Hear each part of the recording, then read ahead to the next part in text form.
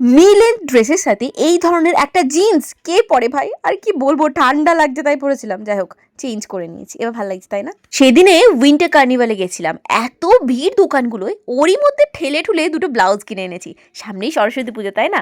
বুটিকের নাম ethnic store, বেশ ভালো। প্রথমটা যেটা নিয়েছি সেটা বোধহয় বেগমপুরি প্রিন্টের ওপর স্লিভলেস বোট নেকেই ব্লাউজটা, বেশ সুন্দর দেখতে।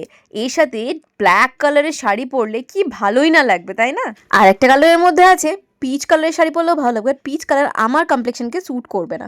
আর এটা দেখুন, এটা আমার সব থেকে পছন্দের ব্লাউজের ডিজাইনটা, যেরকম সুন্দর নেকের কাটিংটা বলুন, বাট পেছনে এই নটটা আমার পছন্দ হয়নি, এটা আমি খুলে দেবো। নট আমাকে সামহাও ফিট করে না, মানে মানায় না একদম। কিন্তু ভেবে রেখেছি সরস্বতী পুজোর দিন সকালবেলা এই ব্লাউজটাই পরবো, যদিও কিরকম ঠান্ডা থাকবে জানি না, হি হি করে কাঁপবো কিনা, তাহলে হয়তো চেঞ্জ করতে হতে পারে। দুটো ব্লাউজের মধ্যে কোনটা আপনাদের বেশি ভালো লেগেছে অবশ্যই কমেন্টে জানাবেন। আর এথনিক স্টোরের সমস্ত ডিটেলস এখানে পেয়ে যাবেন। WhatsApp, Facebook, Instagram and email ID সব কিছু দেওয়া আছে।